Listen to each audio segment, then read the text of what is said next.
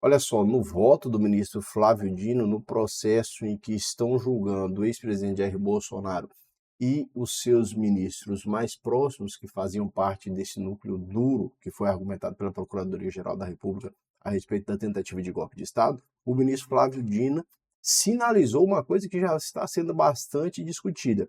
Nós temos no Congresso Nacional a discussão a respeito da elaboração de uma lei que anistia as pessoas envolvidas nos atos de 8 de janeiro e aquelas pessoas que, segundo a Procuradoria-Geral da República, seriam os orquestradores desse movimento. O que acontece?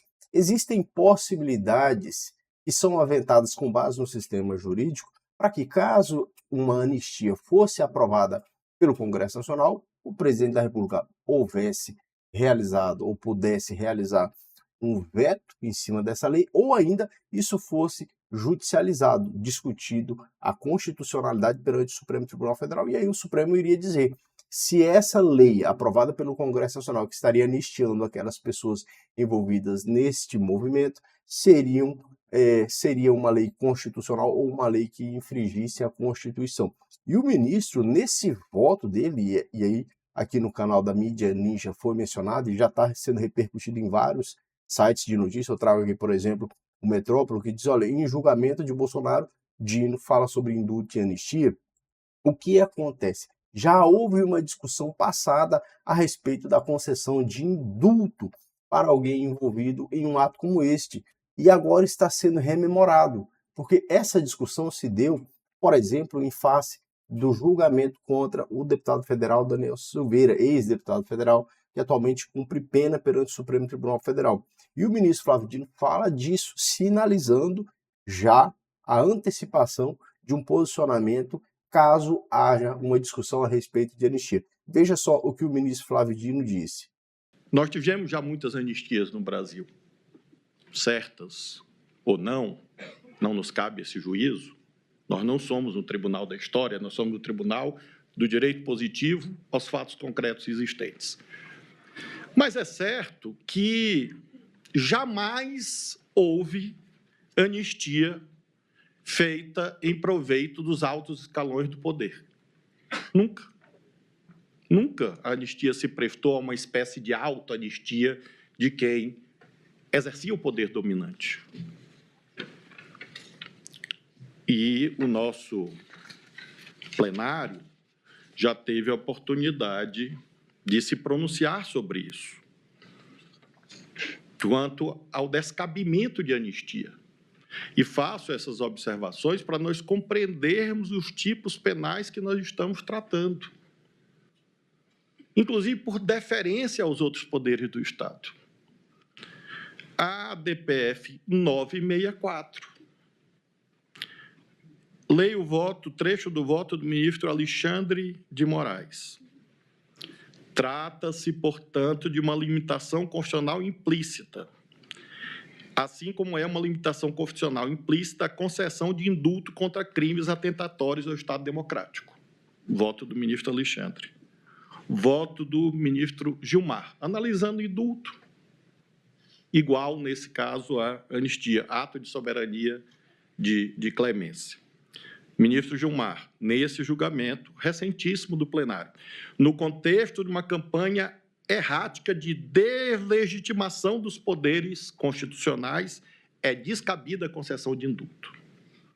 Ministro Luiz Fux, eminente colega de bancada, abro aspas, crime contra o Estado democrático de direito é um crime político e impassível de anistia, porquanto o Estado democrático de direito é uma cláusula pétrea, que nem mesmo o Congresso Nacional, por emenda, pode suprimir. Ministra Carmen Lúcia. Ela assinala que um indulto, anistia, resultaria na mensagem indevida a detratores da democracia e a Constituição de que eles poderiam continuar a praticar os crimes. Então, não seria um indulto, uma anistia, seria uma espécie de salvo-conduto para o futuro. Mas apenas... Bom, essa discussão do ministro Flávio Dino, ela pode ser encontrada aqui no corpo constitucional a partir do artigo 5º, quando a gente tem justamente essa disposição a respeito daquilo que pode ser objeto de anistia ou não. Veja só o que diz o texto constitucional antes aqui. Esse é o artigo 5º, o inciso 43 da Constituição Federal. E ela diz o seguinte, veja aí se você acompanha comigo. Deixa eu puxar a tela aqui só um pouquinho. Aí, vou colocar mais em cima aqui, e aí você consegue ler. Pronto, ó, tá em cima. A lei considerará crimes inafiançáveis e insuscetíveis de graça ou anistia, e aí na graça que se inclui o indulto também, porque o indulto seria uma graça, e a graça e o indulto se diferenciariam pelo coletivo, a individualidade e o coletivo. Então, a lei considerará crimes inafiançáveis e insuscetíveis de graça ou anistia, graça concedida pelo Poder Executivo, anistia concedida mediante lei pelo Congresso Nacional. Aí se coloca as infrações, a prática da tortura, o tráfico ilícito de entorpecentes e drogas afins, o terrorismo e os definidos como crimes hediondos. Beleza. O segundo dispositivo não fala da insuscetibilidade de graça nem de anistia. O segundo dispositivo fala da inafiançabilidade e da imprescritibilidade. A ação de grupos armados, civis ou militares contra a ordem constitucional e o Estado Democrático de Direito. Então, a interpretação que se faz para entender que seria insuscetível da concessão de anistia seria que houvesse uma imposição implícita por parte do Constituinte, em 1988, por não ter inserido aqui de forma expressa graça ou anistia. Mas dentro desta imprescritibilidade, se entenderia, então, que estaria também proibido pelo sistema constitucional. Veja só, aqui a gente tem que reconhecer, não é algo explícito, não há clareza do Constituinte quanto à impossibilidade de concessão de graça ou anistia. O Constituinte fala de inafiançabilidade e imprescritibilidade. Inafiançabilidade e imprescritibilidade significa o seguinte, olha, não vai se perder o direito do Estado em tentar uma ação contra as pessoas que cometerem isso. Mas eu falo de anistia.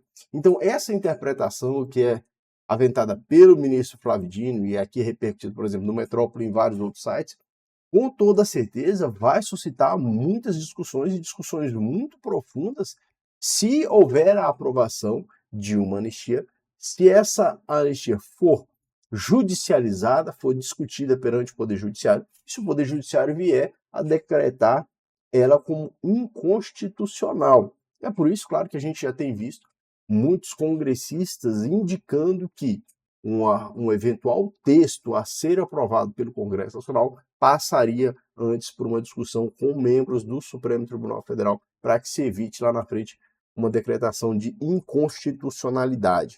Mas você, qual que é a sua opinião aqui no nosso canal País Democrático? Deixa a sua opinião, faça o seu comentário, esteja se inscrevendo no nosso canal e a gente continua em outros vídeos aí. Valeu, forte abraço.